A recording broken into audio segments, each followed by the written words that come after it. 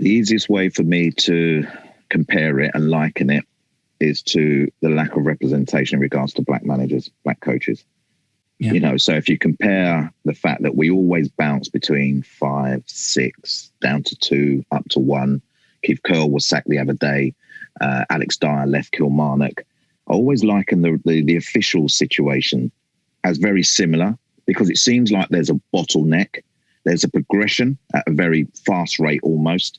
And then all of a sudden, there's a point where someone or something, the cork goes in, and you're not allowed to climb the ladder anymore.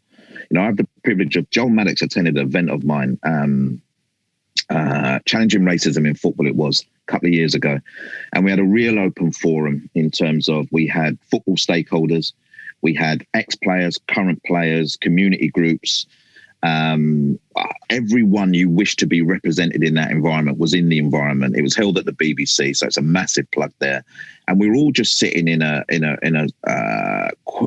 style where we're all facing each other, not in a challenging way. So I'm the host, and everyone, half circle, everyone's facing into each other. So really getting a feel of the stories that people are presenting, you know. And Joel stood up, and anyone that knows Joel, when he stood up, you kind of back down a little bit, didn't you? You move away and you go, wow, you know. And he spoke about his experience as an official. Now, I thought when he did that, remember it was 2 years ago, round about this time, I think it was March 2 years ago, we presented some stories from players about their, you know, journeys and the difficulties that they face. And Joel stood up and spoke, and we did a little section on refereeing. And remember, I said we had the authorities in the room that day. I cannot believe that the authorities wouldn't have addressed the problem then. Listen to this man speak, listen to his experiences, listen to what he said was, I feel like, you know, I'm not progressing at the rate I should. I don't see the visibility of someone who can actually talk to me about their experience. And I can't believe that football didn't catch it then.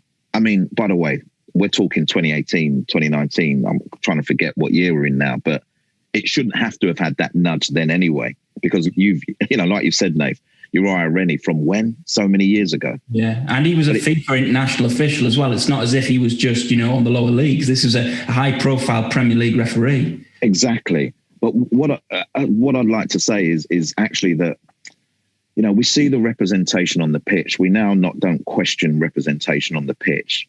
But for some reason, like I said, the bottleneck, and people can deny this if they want, exists.